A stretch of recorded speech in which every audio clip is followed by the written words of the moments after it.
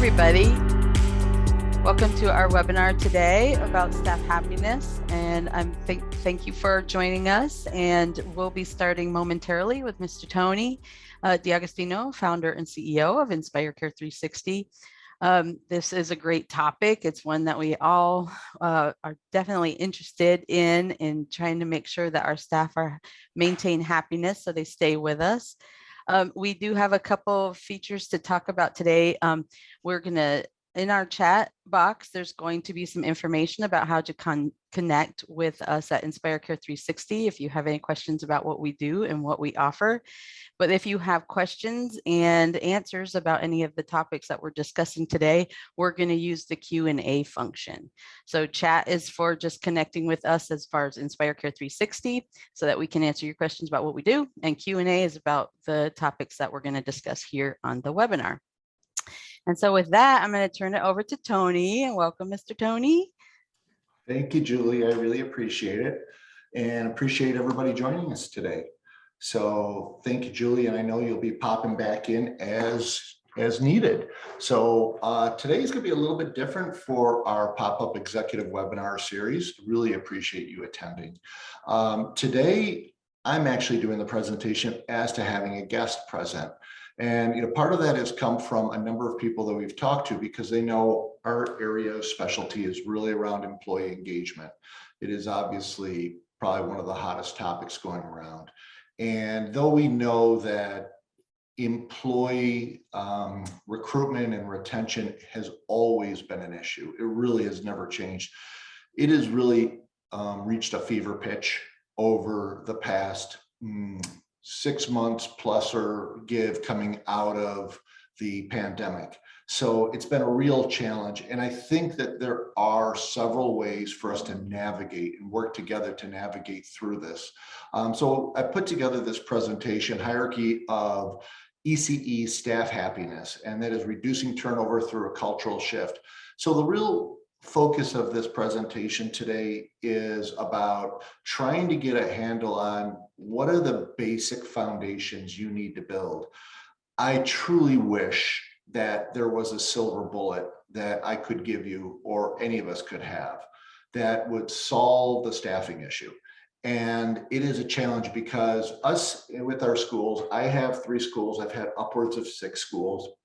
And as much as I love to, we all know that proverbially, this is that school bus going full speed. Our businesses and our schools are going full speed downhill where we need to change a tire and not stop. And that's how busy everything is. But we really need to focus on some foundational elements. And I will tell you that we have been implementing these foundational elements through our schools, through some other schools that we've been working with, and we've seen some fantastic results that have mainly been reducing turnover by about 50%. And also, the side effects is just not reducing turnover. It's really about building your culture and getting the right person in the right seat. So with that said, I am not going to do up front any kind of our housekeepings. I'm going to jump right into the presentation and let's do it. So jumping in our agenda, the only thing that from a housekeeping perspective is what Julie just talked to you about. Please use chat if you have anything that you're interested in learning more about, or if we're going to send you links, we'll put in the chat. If you have a question, please put in the Q&A. Julie and Brittany are looking at those questions and they're going to respond, or they're going to be bringing those up to us and our attention. We will do a few poll questions too. And then from there, we're going to jump into the presentation. We'll do a little bit more Q&A whenever possible. And we will have at the end of this, for anybody who is attending, a free download, which is our happiness interview. So we'll send you a link, which you just fill out a few boxes, and we will send that right to you. As a reminder, all Inspire Care 360 members all receive our happiness interview. So you guys will all be getting whether you register or not. And at the very end, if there's a little time, just tell you a little bit more about IC 360 for those of you who are not familiar, and some of the other solutions associated with it. But without further ado, let's jump in. Oh, by the way, I am going to be presenting on a Hi Mamas webinar series that is coming up, or Hi Mama, not Hi Mamas. and marketing your child care center to retain quality staff. Again, we're being tapped to really be helpful everywhere about engaging employees. That one's coming up in May 19th. That is going to have a different theme associated with it than what we're talking about today. There's probably about a 10 to 15% overlap because some of this is foundational. So let's move forward with hierarchy of ECE staff happiness. All right, so let's put out the first question, Brittany, if you don't mind. How do you gauge your staff's happiness in their role? So is that such things as talking with team members on the floor, complete surveys, give rewards to recognize achievements, or all of the above? So let's see here. All right, so I'm going to launch that poll for us, and you should have an opportunity now to take a look at this. It is important when you really think about how we ourselves look at it today. Remember, this is not a perfect science when it comes to happiness and staff happiness. This really comes down to a level of what makes sense for your schools. But you will see through our presentation today that there is a number of different themes associated with it. So I'm just going to give another 30 seconds to fill this out. We have almost most people answering. So let's do this with the time ticking down. I am going to end the poll and launch and share the results. And so if you see what we have here, first and foremost is all the above. And yes, I would agree with all the above for sure. You are definitely looking at what does it take? It takes definitely talking with your team members. Yes, if there are surveys, that definitely helps in gathering information, but surveys alone won't do it. Rewards and recognition of achievement are definitely a portion of it. So we'll be learning more about that this afternoon. All right, let's keep going. So what are the differences between these employees, okay, and these? Unfortunately, the biggest difference is in just them, half will be working for the same school within about a year. Believe it or not, on average, we're almost at 40% of staff retention across our industry. And for a lot of us, I know that we have some of our mainstay staff that's been with us forever. We've got some really talented people, and then we have some very transient individuals who come and go. And I'm keeping this outside of the seasonal or the college students who come and go, really talk about that core staff. So as we truly struggle with recruiting, one of the biggest areas, and the thing we're really addressing today, is retention. Because we do not have to recruit as much if we're retaining the real staff that we want. So we're going to be really focused on retention today and what it takes to keep a happy staff so we don't lose them. So we've heard about the Great Resignation. The Great Resignation, I remember hearing this on the news. It was last summer when they started talking about the Great Resignation. And it's too bad, because in a way I was almost hearing the media say it in a way that you should go out and resign. This is the time to do it, they're basically saying.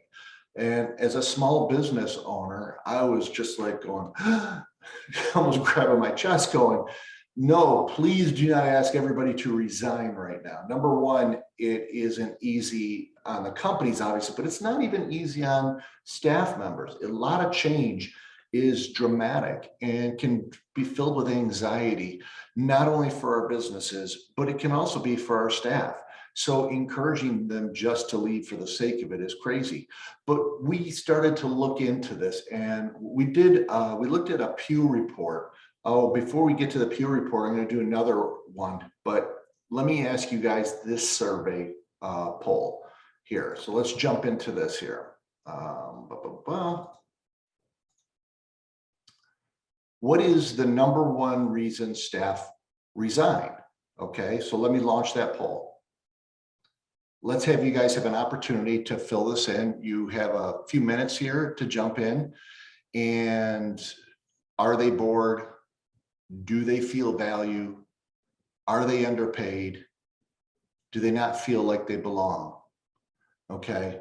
So it's interesting, and I think most of you sort of reading through these questions are going to start to get a sense, well, don't these sort of overlap a bit? Well, they very well can be, and that's where we're going to jump into. So let's just give it another 15 seconds for anybody who wants to fill out any of them. All right, but it looks like we have some end information here that I'm going to launch. So thank you very much. Here we go. They do not feel valued at 73%. Next to that, they feel underpaid. And then pretty much tied, they are bored or they do not feel like they belong. So I'll be interested to see what your thoughts are at the end of this presentation. So we're going to move forward and really talk about, and here's the results, by the way, just so you see them. Okay. They do not feel it. So 73% where they do not feel valued. And then the 18% is feeling underpaid. And the rest of them are about even. So let's move forward in the presentation and really start to get to the heart of this. Okay, bear with me. Okay, so in 2021, Pew Research did a survey, and the top reasons why US workers left a job, according to Pew, was first and foremost was pay. They're saying that the pay was too low. Now realize that this is across the board, comprehensive, outside of the childcare industry. It includes childcare, but it's not just the childcare ECE industry. Second was no opportunity for advancement. But these are very important things that do apply to our businesses. And we're going to talk about how those dynamics work. Third is they felt disrespected at work. So when we talked about value and feeling valued at work, this is the inverse of that, right? This is they're not feeling respected at work. They're not feeling valued. The fourth one is they have childcare issues. Well, guess what? That's something we possibly can resolve. We can probably help with our staff. Not in all situations, but certainly it's one of our strengths. And then 5 is something that has really become a big challenge, especially to our industry. After everybody had been staying home from the pandemic, a lot of people started to get staff members started to really like the idea if they could work out of home. And there's an opportunity for them to work out of home. I know with our schools, we were having, Zoom classes for our kids, and we have a teacher at home doing it for kids that were at home. As we all started coming back, we started realizing that the Zoom classes were not making any more sense. Our staff had to be back, and we're a bricks and mortar business right now. There really isn't a model separate for bricks and mortar that is effective and efficient in our industry. And there will become ways that we'll become more and more ability to demonstrate some areas of it. But the fact is that we need our staff at work. So creating flexibility for our staff is a major challenge, but it's also an opportunity for us. And we'll talk more about that. And finally, the next one that brought this into the 40s up here over on the Pew study, this is that the benefits were not good. They just weren't offering good enough benefits to keep them there. So we'll talk about all these elements out of this study. So one more poll question that I'm going to launch. How much do you believe it costs your school for the turnover of a team member? So let me jump in here and cost of turnover. Let me launch that. So now you should have an opportunity to take a look. So when you have a staff member who is turning over, who has left the organization, how much does it cost you from the time you brought them on to the time that they have left? So the hard dollar costs associated with it. For one or two of you who've seen some of my previous presentations, you may jump on that and say, hey, I actually think I know what that answer is, but we want to definitely take a look and see what your thoughts are and how it impacts you. Okay, so we're going to give about 15 more seconds, have an opportunity for everybody to answer about how much do you believe it costs your school for the turnover of a team member. Quite often, we don't think it's that much just because it is a situation where you're like, well, they sort of come and go. We keep on doing what we do. So let me go ahead and share the results for you. Look at this. This is interesting. We have almost an even spread between $3,000 5,000, and 10,000. Some over an 18 and some even at 1,000. Well, I'm going to stop the share there and keep on going. And what we're going to do is show you that, what is the typical cost? The cost to replace someone who's between $10 to $13 an hour employee could be $10,000 to $12,000 annually. This was done by a 2016, which is outdated price-wise, by peoplekeep.com. This is the real cost associated with what it takes to actually lose it. And you have to consider why. Why is it so much? Well, there is a lot of effort in recruiting. So we don't always want to think about the hard dollar spend. You know, maybe we're spending some money to put an Indeed in, or an Indeed ad in or something like that. But it is the recruiting process. It is the interviewing process. It is the onboarding process. It is all the processes that you go through to get that person ramped up, invest in that time that you could otherwise invest in growing your enrollments, growing your business, getting your wait list down as much as possible, all of those things. So 10 to 12,000 is a very realistic number, but it's not all. If you look at what is the real true cost, you think about it, the separation costs include substitute coverage. So when we lose someone, all of a sudden we got to stay in ratio. Unlike other industries, it is really tough. So we're trying to put people in place. We may be pulling from another center. We may be putting a director or an assistant director in that room. The recruiting, screening, interviewing, hiring process is expensive enough. Onboarding cost from the director and new hire, then the cultural engagement loss, the team productivity, the scheduling, the stress. Think about it. When we do lose that staff member, we know how chaotic it is. All of a sudden, we're counting on so-and-so to come back even from lunch, and they're not going to be there.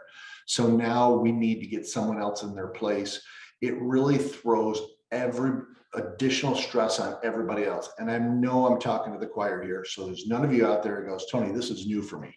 You can just move on. But the thing that's important here is at the bottom here, there's really two areas. I only really mentioned one of them here, but revenue loss. When you have someone, especially if they have a relationship with families, and let's just say on average that a child's worth $10,000 a year, and now it's almost around $13,000 to $14,000 a year. That's extra revenue loss that if those families were stuck or really in on that teacher, that they really liked that teacher who left, you very well have a very strong opportunity that those parents will pull their kids and look at their opportunities outside of your school. So you could be losing 40,000.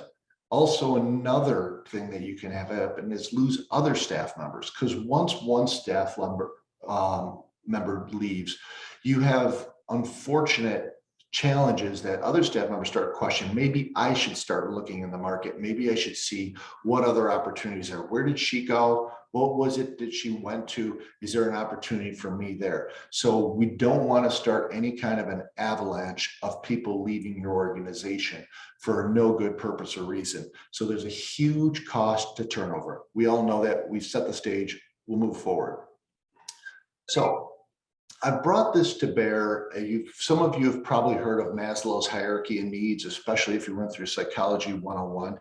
But it's really important for us to understand this. And if you've been on any presentations with me before, you've probably seen that I've brought this up once or twice before, but it is really pretty important to understand this.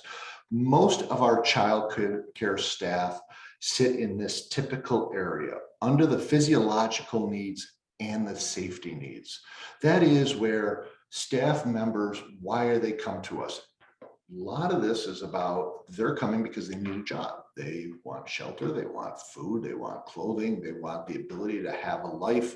They're looking at, hopefully an opportunity to be in good health, want to be in personal security, want to have their own personal property. And oftentimes that's the relationship that we meet them at. That's what they're looking for. This is where we meet them. We meet them at what the typical employee meets. We're giving them a paycheck. We give them some maybe minor benefits of that, and we allow them to work with us. But what we're doing is we're setting the stage for that person to be able to quickly leave the organization. a term, sort of a cliche, has been called a nickel auction. What is a nickel auction? It means that someone would leave your organization for just getting a nickel more to move to another school. Maybe that's a little dated, but the state is that if someone was to get an extra $1 an hour more and you were just offering the basics, why wouldn't they leave? Because what we've done is we've commoditized their job role. We've only made it about pay. So when we talked about the Pew study earlier, the Pew study was talked about, number one thing is pay. I don't think that is that might be from a survey why they're saying people doing it. But when you really look at why people stay, this really gets to level 2 and 3 in Maslow's hierarchy of needs. And that is when you get engaged team members, it's about, do they feel like they belong? Do they have esteem? Are there friendships that they have at your school? Do they feel like a sense of connection with your school? Do they feel like they're part of the organization? What kind of respect do they get at your organization? Do they have self-esteem? Does the sun shine a little bit brighter for them every day that they walk into your schools?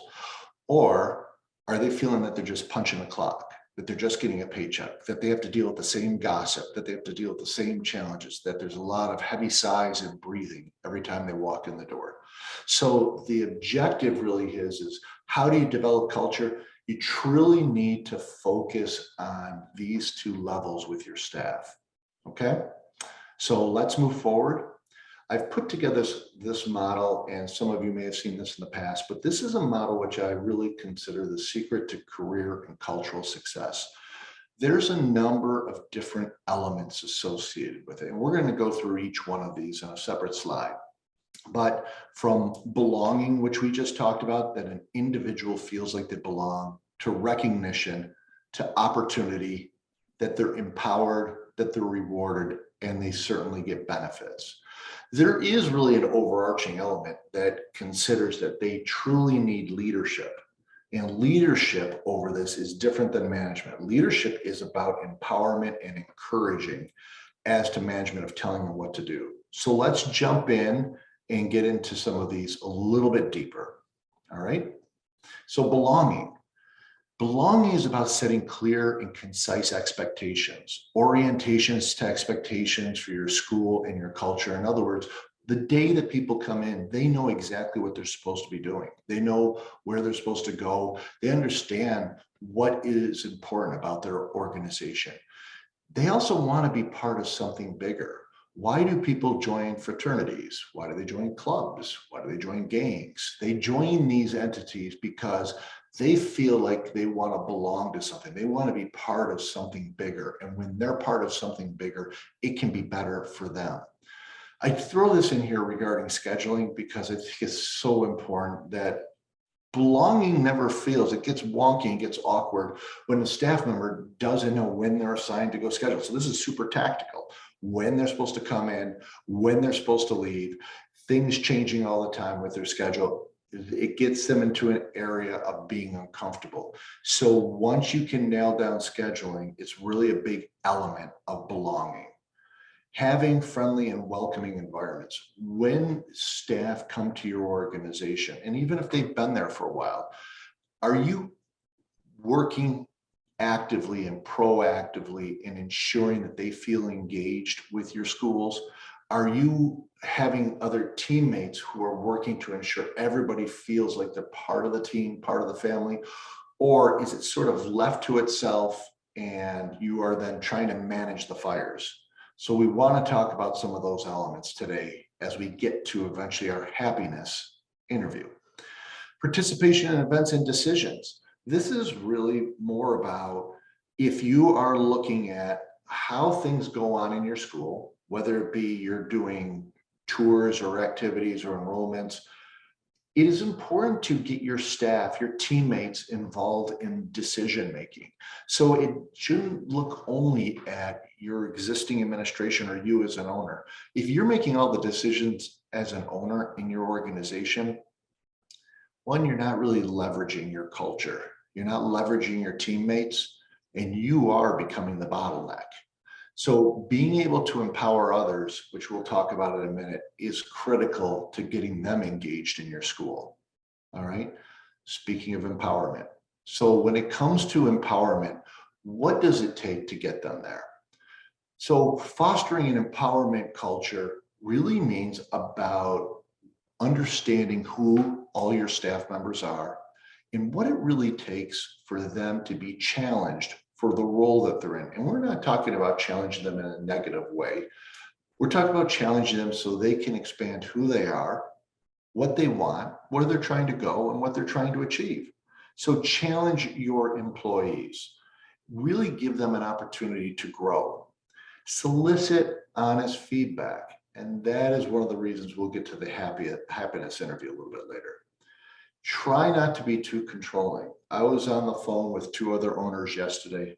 They were talking to me that they want to do some hiring of a key role, key individual in their organization. And one of the things that they both said to me is, we don't want to have to be at our business and in our business and in the classroom every day. And I wouldn't want that either. Matter of fact, I was able to make that move where I haven't actually been in my own schools almost in a year.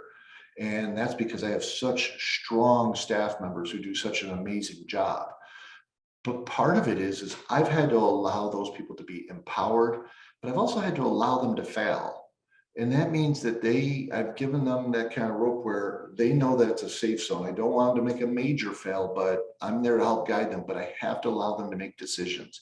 And it's sometimes very difficult because these schools are your babies, right? They're the ones that you really care for. Whether you're on here as an owner, if you're a director, these things are your livelihoods, and it's about what you are trying to build in your organization.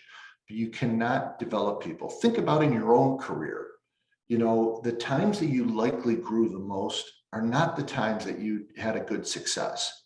The times you typically grew the most is honestly when you probably had some level of a failure, but you learned from it and you were able to grow from it. And you were in a constructive environment that allowed you to proceed from that. So encourage entrepreneurship as the last one here. What do we mean by that? Well, we're definitely not all entrepreneurs. A lot of staff and teammates are educators, but a lot of people have some fantastic ideas.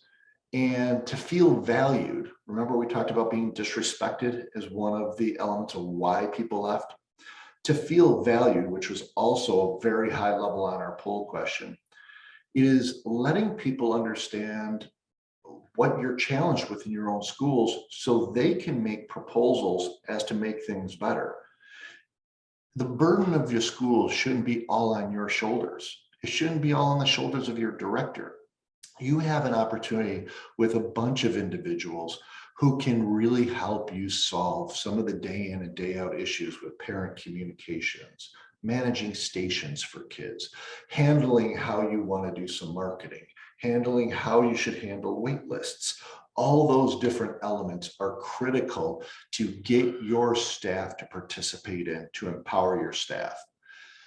The secret to career culture, the 3 R's: recognition, respect, and rewards. Again, this is a high level overview. We're not doing anything here that, we need to go into a long dissertation. But when we look at recognition, what does that mean? Well, you're doing it wrong if you're just doing an employee of the month and all you're doing is trying to be fair so everybody becomes employee of the month. What happens when you do that? I think we know that quite often when we do something of that nature, we devalue the whole value of why you're doing employee of the month. You're doing it just to give recognition, to give a gift card, to buy a lunch, to give PTO time, whatever it might be, to everybody in your center, and you're just going through and ubiquitously, because you don't want to ubiquitously, recognizing everybody, because you don't want to offend anybody. Fact of the matter is, you're offending everybody when you are recognizing everybody evenly. The people who are performing in your organization deserve recognition, and they deserve recognition not only between you and them, but who does it mean? Who does it matter to? It matters to their peers. They want their peers to see that they've gone above and beyond. It matters to the parents. The parents is one of the areas. That's their audience, that they're spending their lifeblood in there taking care of those children. So look at making sure you understand who is their audience and what kind of recognition is going to be important for the individuals.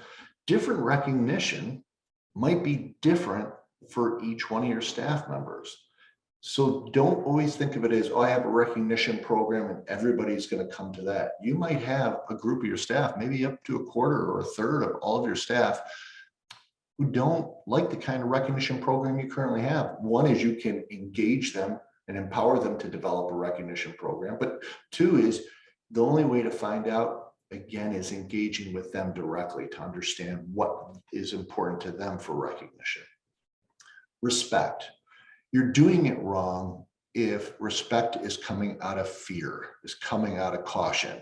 Stay out of their way. In other words, if you think that you're gaining respect because they know not to mess with you, you're doing it wrong. All right. If you're looking at why are they respecting another staff member? Well, they're scared to death of her.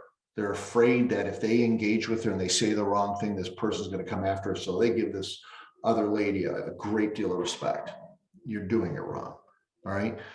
But if it's focused on your esteem, getting back to Maslow's hierarchy of needs, if it's you're helping that individual say, hey, we have Tom, and Tom's in one of my locations. He currently has worked on almost all the programs.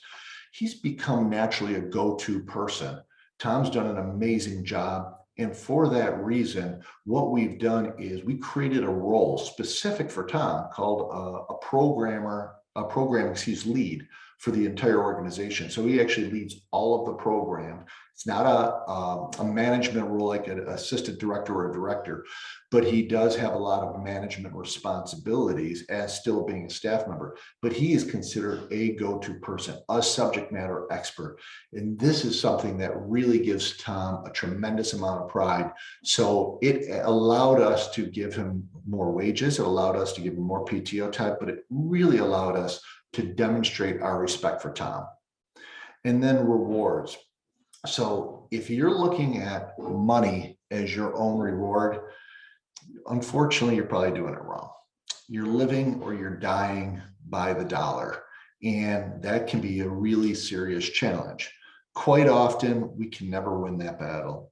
Today, and speaking with one of our members who's out in San Francisco, they say that they can never pay as much as Facebook. Facebook has somewhere in the area, I think, of like 13,000 openings, and the starting rate is $30 an hour. How are you going to beat that? And it's not only San Francisco. Those jobs for Facebook, for Google are posted all over the world now. So it's in all of our hometowns that people can get access to those and work from their home, the bricks and mortar. If you were focused only on the dollar, you will lose every single time. So how do you do it right? You focus on leadership and really building a very strong culture. You really create rewards that are focused on the individual from not only what they're earning from their dollar amount, and we'll talk more about benefits and the like, but them being developed and investing in their professional development, investing in who they are, giving them additional responsibility, allowing them to have little perks, things that oftentimes don't have to cost you very much at all. But they are things that start to show that you are on an ongoing basis rewarding them beyond pay. So even if they were to get, I don't know, let's say $14 an hour from you today, and in some states that might equate to $10 an hour. For other states, you might be like, that's already $20 an hour for us. All right. Every state is different because of minimum wages and the like. But once you start adding other kind of perks and values, the total compensation of the total reward of that individual has gone up significantly. So just taking case that if it was $14 an hour and down the street, Arby's is hiring for $16 an hour. Well, if you're offering only dollars, you're going to find out that unfortunately, you're going to lose to that fast food chain. But if you're presenting to them, yes, we're at $14. However, you don't work nights and weekends. For the most part, you're not working major holidays. You're not working on the weekends. You have access to wonderful childcare. We're going to give you healthcare benefits. These are all things that don't come with fast food. We're also going to focus on scheduling, quality scheduling for you, so you know when you're working and when you're not working. Those elements all get played into rewards and what the individual is rewarded on. So the objective is if you can look less about just the dollar figure, but know that the dollar figure is important, but what the rewards are, those start to add up.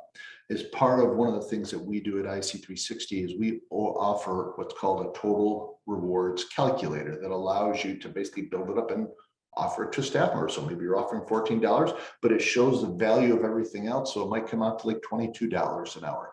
But it is important for you to get that value. You can show that to most people. All right.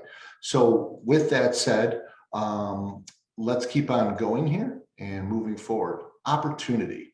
So when we look at opportunity, quite often, you know, it's a very flat organization.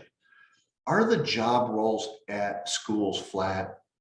Teachers and directors only? So I'm going to put this out there. So Julie, let's put this question to everybody out there. Are the job roles at schools flat? Are there really only teacher and directors only? Yes, we know there's assistant teachers.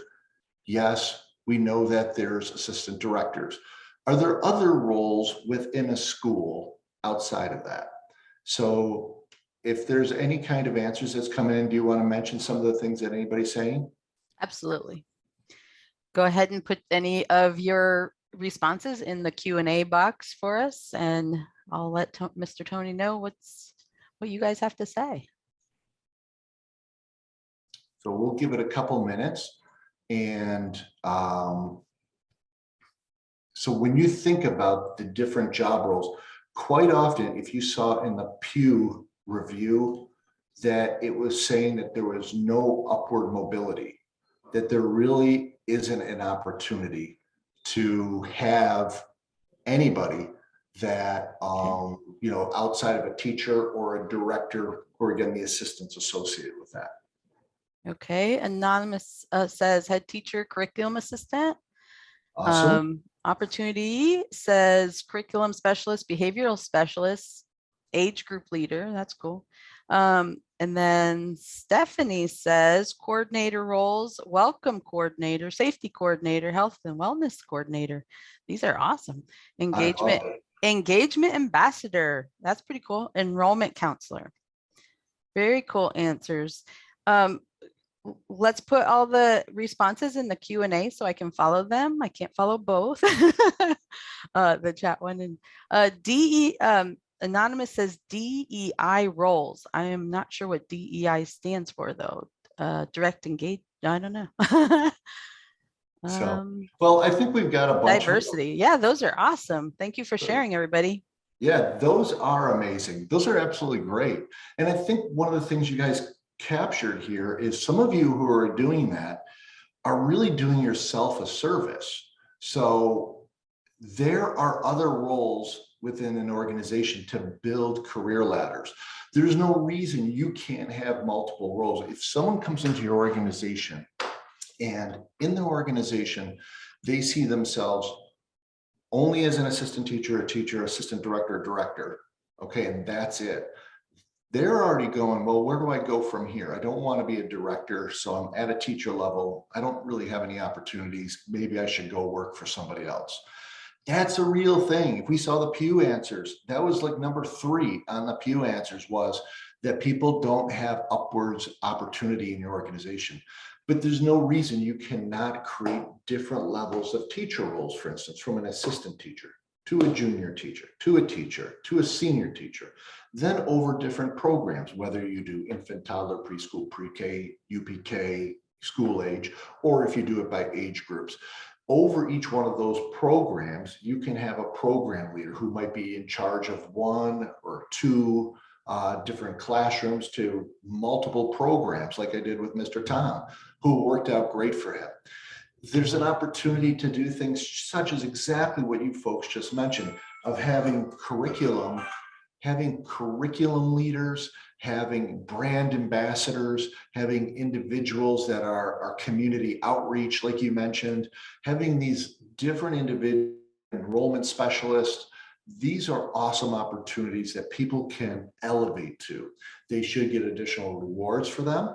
But that recognition and that opportunity to move back and forth makes your school, which seems very flat, to all of a sudden have a very strong opportunity to grow within and to move up. There's an opportunity to move up both from what their responsibility is, as well as possibly the rewards that they do it. Because as you should think about with your staff members, you shouldn't have really a big problem that if a person's adding significant value or more value to your organization, to possibly give them more rewards for what they're doing to add value, as to an individual who's just basically coming in and punching the clock. So you can strive to have many different people in your organization to have other career opportunities and to really help plan that career ladder with them. But it is critical for people to have opportunities and see it, because when you are recruiting, and if they know that all they could be is a teacher or director at your location, they may pass on your job. They might go right over to another school and go to that other school that has multiple different roles like we just spoke of. So there's real opportunity there. So outcomes from re-engineering your culture that we talked about. All right. First is you're going to greatly improve hiring, because most of the things that you have developed, if you focus on these key areas, you are going to be really improving hiring. You're going to be improving your recruiting ability, because what you're able to do is your directors, your recruiters, the people that you work on to bring in as staff, whether it be from the ad to the point that you're doing the interview, to the point you're doing the onboarding, to the point you do the performance management, you're talking all of these elements throughout, why it's so important, why these elements are really critical to your success. So you're really strongly encouraging people to come on board with you and make the decision to go with you as to other. And it is a war on talent. You want the best high quality individual, and sometimes you can't pay for that amount. But if you can talk about those other elements, you've got a story to tell that's different than everybody. You're truly going to improve your onboarding program, because your onboarding is critical. When you bring someone on board, you have to recognize they came and they bought off on the fact of what you really said you were going to offer. But now, are you really doing it? Are you truly getting them engaged? Are you communicating with them? Are they being able to sign up for different solutions, different benefits, and the like? Train directors and administrators. This is really about, if you have your directors and you have your administrators all engaged with this process, it doesn't stay on your shoulders as the owner operator. The directors and the owner or the administrators are in your organizations are some highly talented individuals who really need to be resonating this information with your prospects for coming on board. And then you're really giving everybody an opportunity for growth. And this even includes your existing directors and the like. Maybe they go to a senior director, maybe they can become a regional director, even within one region or one school. There can be opportunities to grow, even to executive directors and the like, possibly even to some stock ownership shares, things of that nature. So there's real opportunity out there. And then you are recognizing people for what they've done, and you're promoting a strong work-life balance. So I'm going to ask another question. And Julie, I'm glad you stayed on, because the next question is, what does staff happiness mean? So let's ask everybody out there if they could start answering, what really does staff happiness mean? And when I say that, what does it mean first to you? But what does it also mean to a staff member, to a teammate? Oftentimes I call them teammates because we are all teaming together to solve these things. Quite often it is not, up and down where here's one staff person here and you're the boss up here. You oftentimes are working shoulder to shoulder. So I like to call everybody teammates too. So Julie, when we start getting some answers of what does staff happiness mean, do you have anything that's popped in yet? Nothing as yet. Make sure you put it into the Q&A. Make sure you put your responses into the Q&A function so I can relay your responses to Mr. Tony and other participants. Okay, so when we look at staff happiness quite often is a variable, right? It's what we believe they're happy about, but are the individuals truly happy? And how do you monetize that? Or I shouldn't say monetize it, but monitor that. Mhm. I do a weekly meeting with my directors in my schools. And in that school meeting, I ask what they believe the morale of our staff is, but I also ask the directors what their morale is.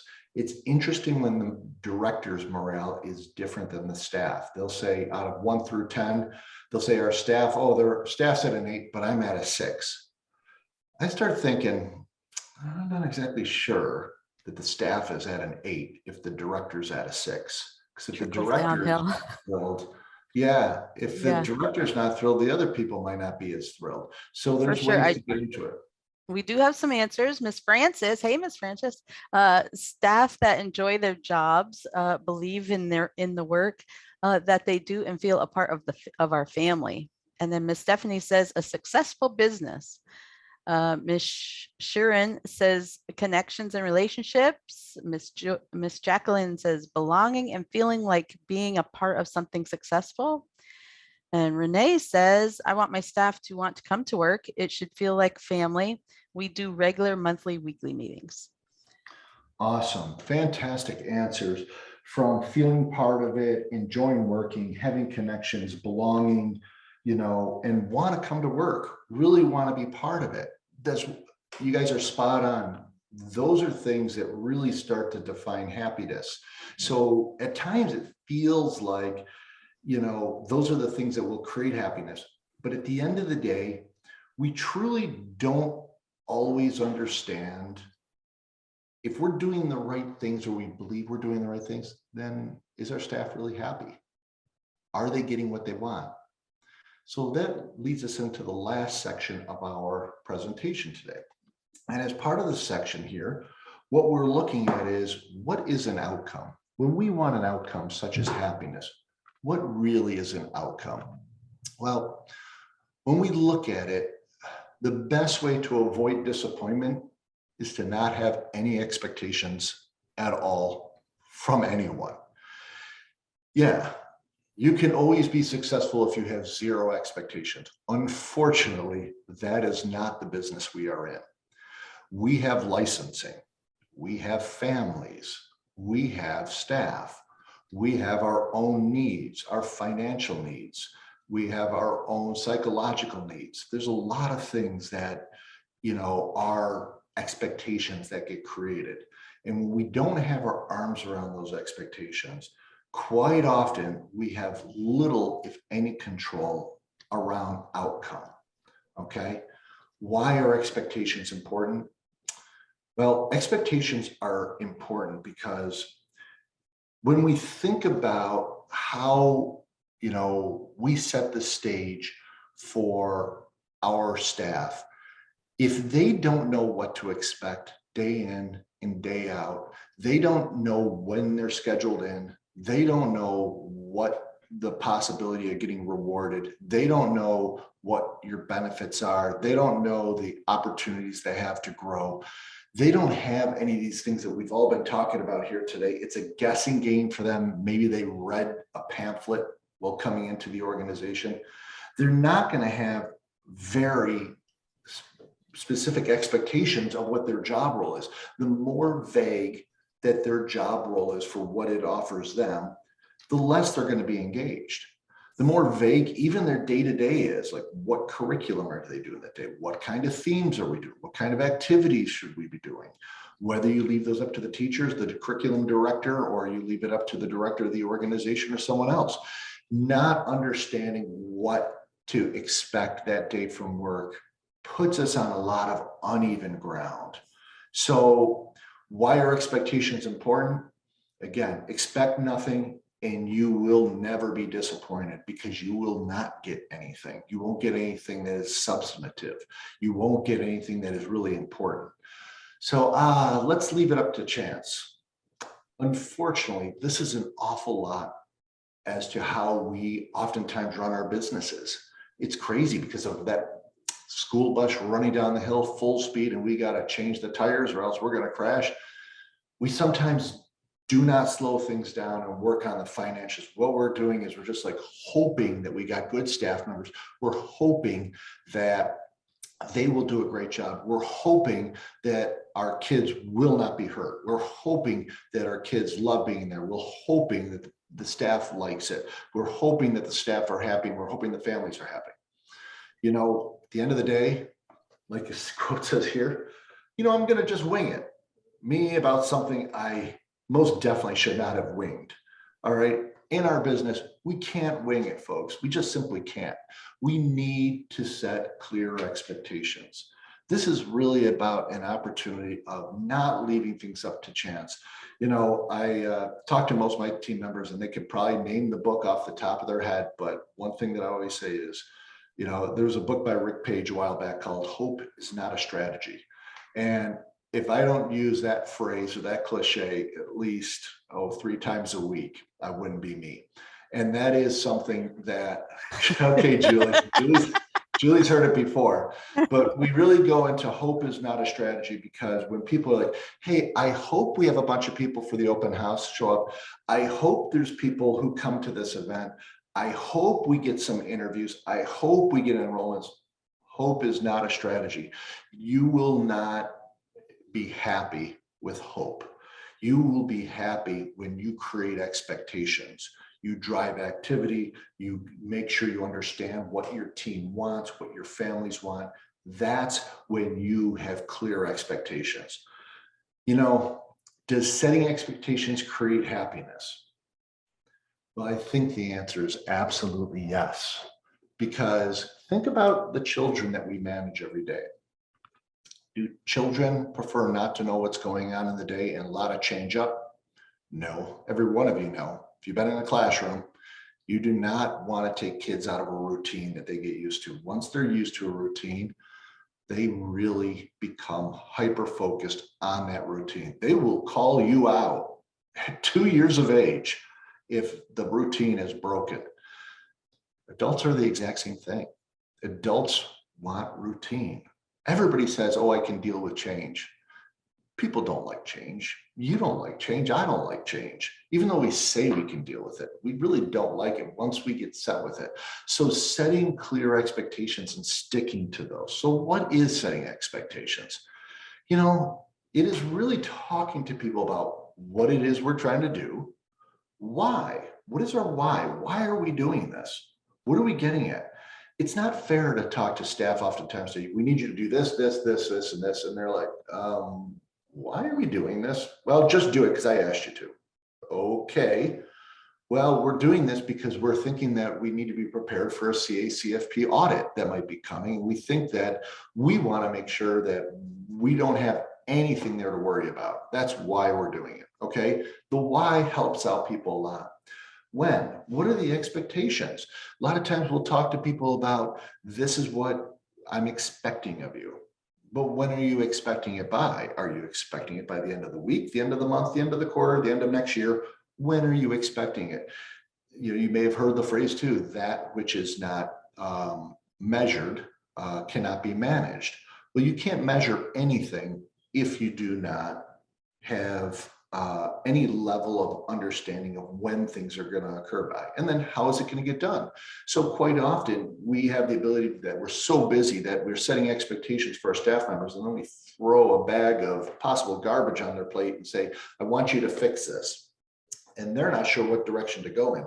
So that creates more confusion for them and anxiety because they're not sure how to get things done. So they do need support. So when you start looking at how you truly get to happiness, you're really looking at the what, why, when, and how. And if you're doing a great job of communicating that, you're doing a fantastic job of getting them to the next level.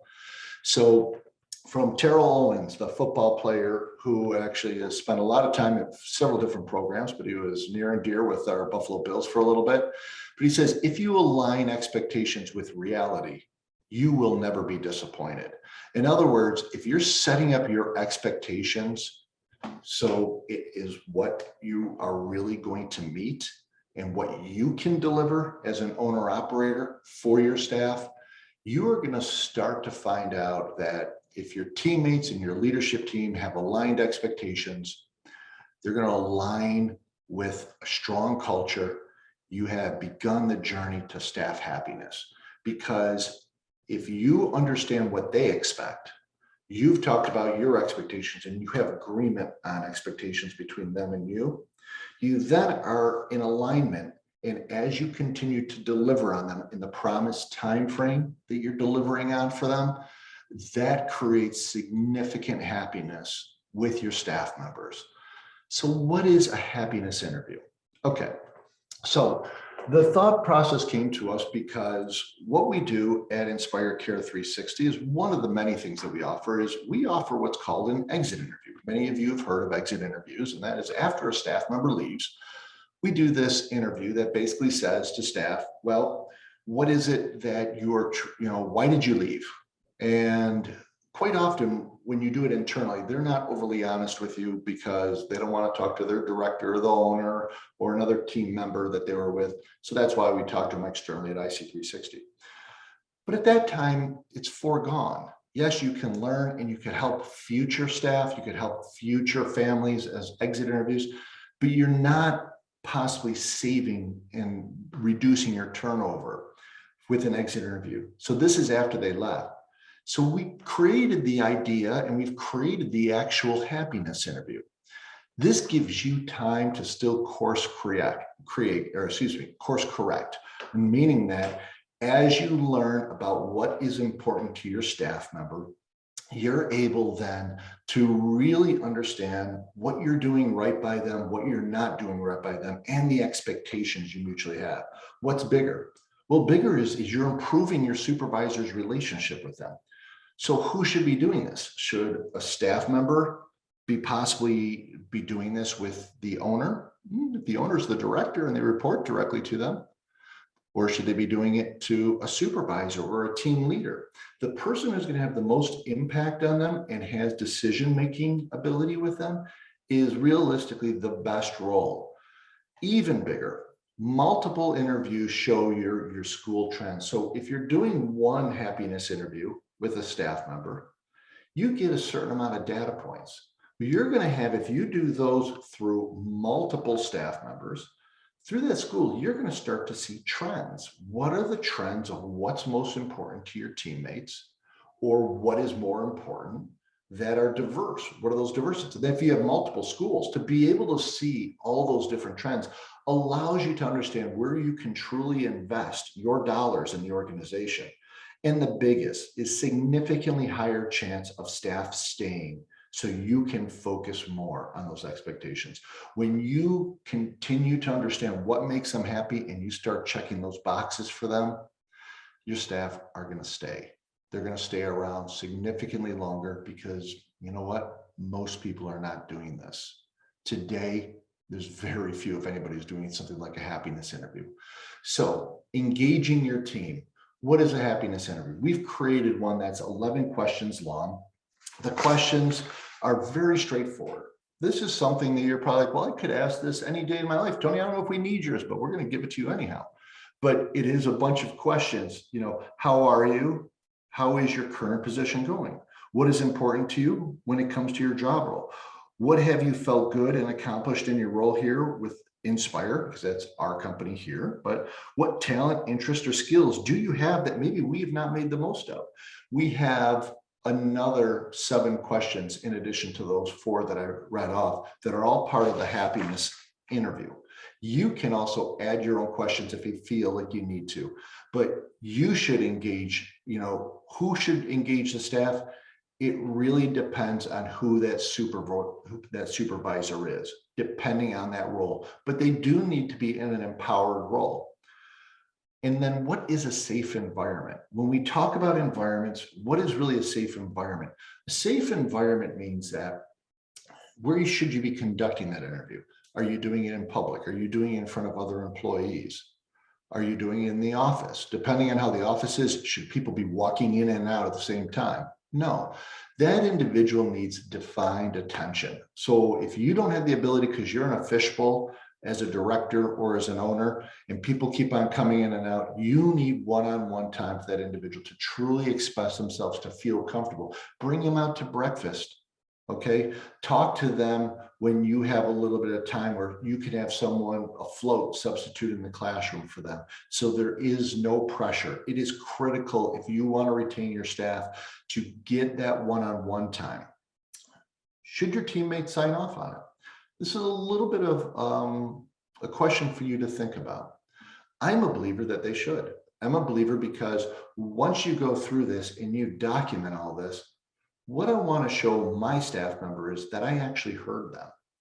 So my sign off might not be a formal signature on the bottom of it, but it might be emailing it to them or sitting in front of them and saying, do you think we got this right?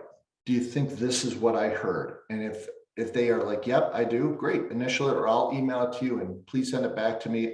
Any additional thoughts that you'd like to add to this? Because we really want that. We want what your additional thoughts are.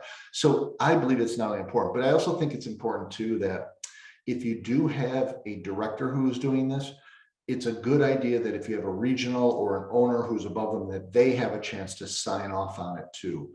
Because at the end of the day, you want to make sure that there's no bias being built in from a leader that you may have.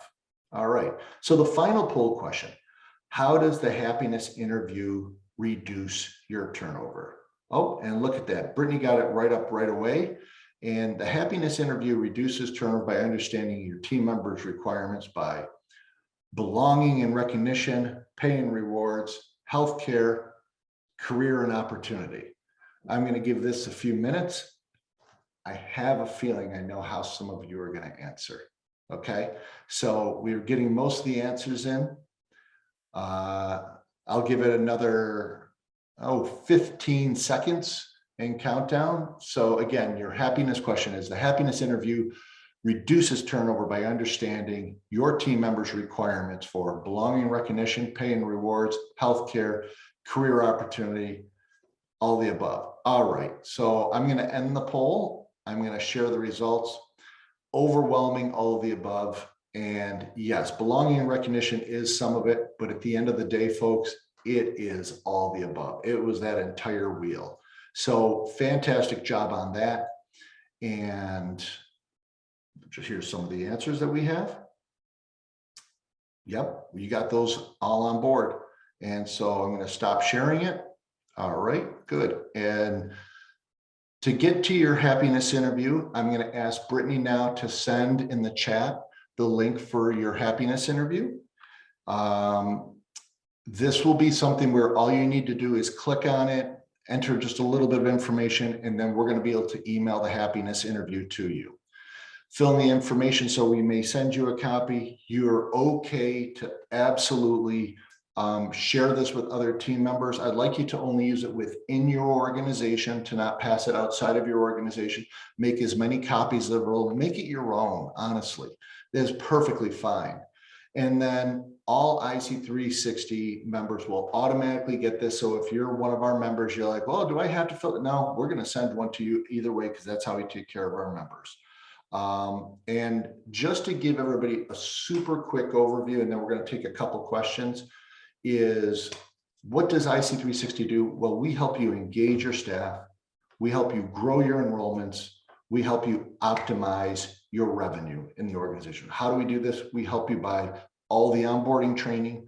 We have our learning management environment and content distribution. So not only do you have, by the end of this year, over 100 hours of courseware from us, that's all ISET approved, so all CEU approved for continuing education, but it is also any of the courses you want to put on there.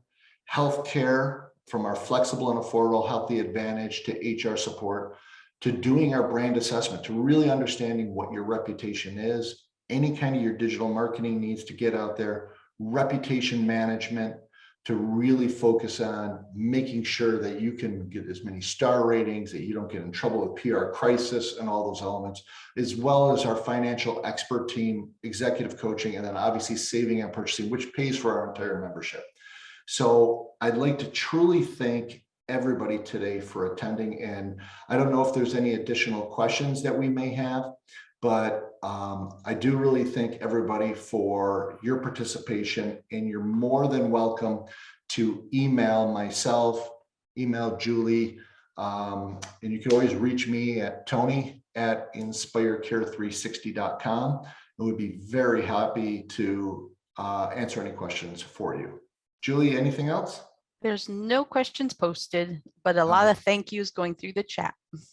Awesome. That's fantastic. Well, everybody, this is Tony D'Agostino with Inspire Care 360, and Julie Pelletier, along with Brittany Hayes, who have been helping you out, and Sarah Dixon, who has been in the background really coordinating all this.